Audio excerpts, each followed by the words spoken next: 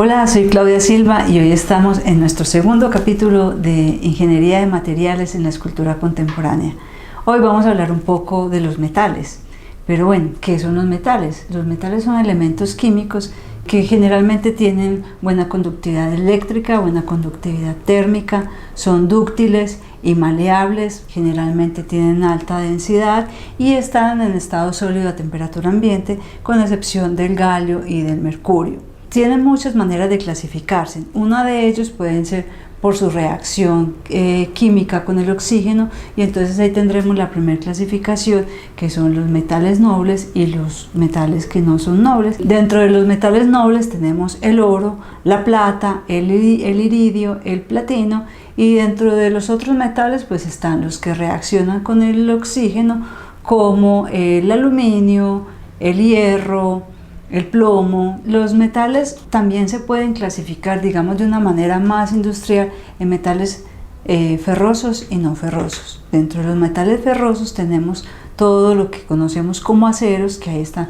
los aceros inoxidables que utilizamos, por ejemplo, en los mesones de cocina, también en implantes ortopédicos, los aceros que se utilizan en los clavos, en las puntillas, y también aceros mucho más sofisticados, que son aceros aleados, como los utilizados para hacer herramientas como alicates, martillos, otros que tienen muchos más elementos aleantes para hacer, por ejemplo, los yunques, que tienen tanta tenacidad, y así una cantidad de aceros hechos casi que a medida. De los otros metales ferrosos que tenemos, que son los hierros, tenemos principalmente su utilización es para hacer estructuras y bancadas de grandes maquinarias. Dentro de los otros metales que tenemos, que son los metales no ferrosos, tenemos por ejemplo el cobre, el aluminio y otros como el zinc, el níquel, el titanio. Una característica que los diferencia es el magnetismo. Digamos que casi todos los metales ferrosos, con excepción de algunos aceros inoxidables y algunos aceros al manganeso, se pegan siempre del imán. El resto no se pega del imán, y esta es una manera pues también como de diferenciarlos. Dentro de los metales no ferrosos tenemos el cobre, y el cobre, digamos, tiene unas aleaciones muy importantes, como son los latones, que son cobres aliados con zinc, y los bronces, que son cobre aliados con estaño. La extracción de los metales desde sus compuestos químicos se dio desde la prehistoria, y el primero de ellos fue el cobre, justamente extraído de estos carbonatos. Sin embargo, pues como el cobre era tan dúctil y maleable, pues no permitió reemplazar todos los elementos que se habían hecho antes con piedra, digamos las herramientas y todo este tipo de cosas, por herramientas de cobre.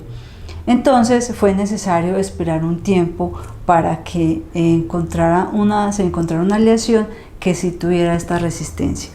Y no es que antes de conocer el cobre no se conocieran otros metales, no, de hecho se conocen los 7 metales de la antigüedad, donde había una visión mucho más holística y más integral de la relación del hombre con la naturaleza y con el cielo, y entonces se tenía otra visión de estos metales. Por ejemplo, entonces el oro estaba relacionado con el sol y ahora con el día domingo, la plata con la luna y el lunes, el hierro con Marte y el día martes, Mercurio con el dios Mercurio y el día miércoles, estaño con Júpiter y el día jueves, el cobre con Venus, el día viernes, el plomo Saturno y el día sábado. Como les decía, el cobre entonces se descubre, pero es solo cuando se empieza a tener un cobre que en principio era como un cobre contaminado con arsénico, y este arsénico hacía entonces que se endureciera el cobre y empezara a tener unas propiedades mecánicas muchísimo mejores. Allí entonces apareció el primer bronce, y este bronce sí permitió desarrollar todo tipo de herramientas y permitió además empezar procesos escultóricos que, digamos, los griegos alcanzaron unos niveles de sofisticación demasiado elevadas. El bronce, tiene una característica muy especial, y es que genera una reacción química entre los elementos que lo componen y el ambiente al cual está expuesto. de manera que genera un nuevo compuesto químico que conocemos como pátina, que tiene la característica de que se adhiere a la superficie y no permite que el oxígeno ni ningún otro elemento entre en contacto con el metal directamente y por lo tanto lo protege. Y entonces digamos que en temas de escultura y de estatuas en ese momento fue posicionándose este metal. Acá tenemos unos ejemplos que son dos esculturas del maestro Bernardo Vieco que se encuentran en el Museo Cementerio San Pedro, los cuales están recubiertos con una pátina verde que es como la pátina natural de estos bronces.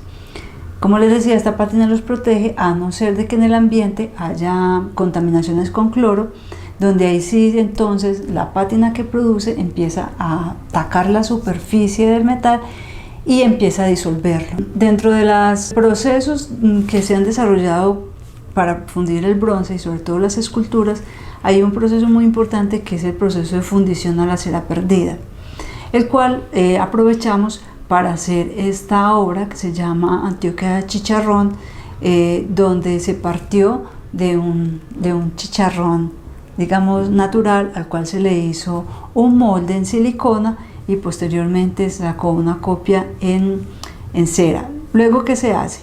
Después de tener las copias en cera, se procede a pegarlas a un vástago y a armar como un árbol, el cual es recubierto posteriormente con un material cerámico. Este conjunto entonces se lleva a un horno y la cera sale. Al salir de ese material cerámico queda un hueco donde se vierte el metal posteriormente. Luego se quiebra el molde y se sacan las piezas. Esto permite entonces obtener piezas de geometrías muy complejas, como por ejemplo este chicharrón. Este chicharrón además fue hecho en bronce y tiene un recubrimiento en oro.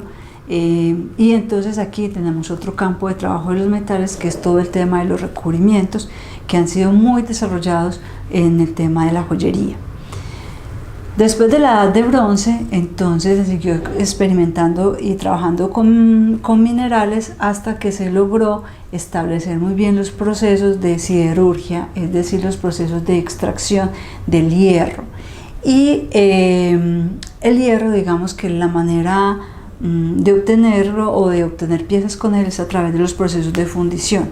Pero ya que no utilizamos un molde cerámico que se destruye, como en el caso de la cera perdida, sino que utilizamos moldes de arena que se hacen en una camisa metálica, dentro del cual se coloca un modelo, generalmente en madera, y alrededor de él se pone arena, se pisa con fuerza esa arena de manera que la forma es copiada. Posteriormente entonces se extrae este modelo de la arena queda allí conformada, porque esta arena también pues tiene una arcilla que se llama bentonita y agua, lo que permite entonces esa aglomeración. Luego entonces se cierra el molde y dentro de ese molde se hace el vaciado del hierro. En esta obra que fue desarrollada para Santiago Vélez se puede observar como todo este proceso y cómo después entonces la obra tiene el proceso de montaje, de una oxidación y la posterior instalación. Lo que se quería era replicar uno de los pisones que tienen los molinos californianos en el proceso del oro. Pero saliendo de estos procesos, digamos que vienen desde la antigüedad, que es la fundición del hierro, llegamos a la era de la revolución industrial, donde el acero empezó a posicionarse como el material por excelencia. Con el acero se hicieron todo tipo de máquinas y empezó el reemplazo de la mano de obra por las máquinas, generando pues digamos, una relación muy diferente con los materiales y con los espacios de trabajo. El acero tiene características muy especiales. Si bien tiene toda esa fortaleza que tenía el hierro, el acero pues es más dúctil y maleable. Además se le pueden poner elementos aleantes que le dan propiedades también muy especiales. En este caso específico, con esta obra de Daniel Stegman, que se desarrolló para el Museo de Arte Moderno, se puede ver, digamos, como toda la ductilidad y la plasticidad que tiene el material, que es capaz de deformarse sin romperse. De esa manera pues se lograron estas curvas y se hizo pues la instalación de la obra en el museo. Una de las inquietudes más fuertes que han tenido los artistas con respecto al acero es justamente ese proceso de oxidación que tiene en su superficie, que todo lo hemos visto en diferentes partes, en objetos cotidianos como puertas, clavos y otro tipo de elementos que se recubren de óxido y que después empiezan a generar productos que se deshacen, ¿cierto? Cuando están expuestos a la intemperie, entonces ya sufren un proceso de corrosión donde ese óxido se va cayendo de la superficie y va desprotegiendo el metal que está detrás de esa superficie, donde actúan nuevamente el oxígeno o todos los elementos que hay en la atmósfera y lo va deteriorando mucho más hasta que le hace un agujero o se pierde la pieza completamente.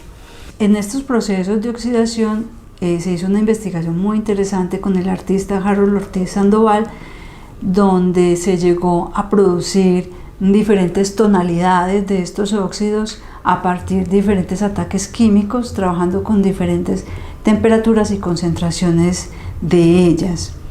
Y digamos, este proceso fue avanzando hasta lograr, digamos, obras de gran formato como esta obra, Constelaciones, del mismo artista. En este proceso entonces se hizo una oxidación en toda la superficie, logrando pues digamos, un color homogéneo en ella, y después se hizo una fijación con un esmalte de poliuretano que le dio fijación y también lo protege de la lluvia y de los rayos UV.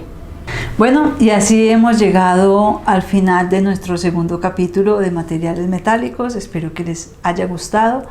Como siempre, es un brochazo, es solamente una mirada general al uso de estos hermosos materiales, que espero que ustedes se enamoren también de ellos y puedan desarrollar muchas creaciones.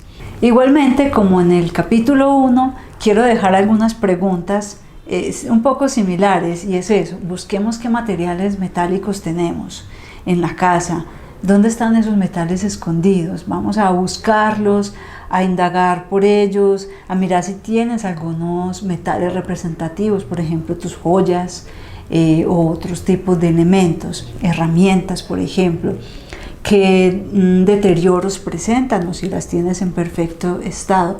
Igualmente, si tú haces producción en este tipo de metales, qué dificultades has encontrado o qué te gustaría hacer con ellos.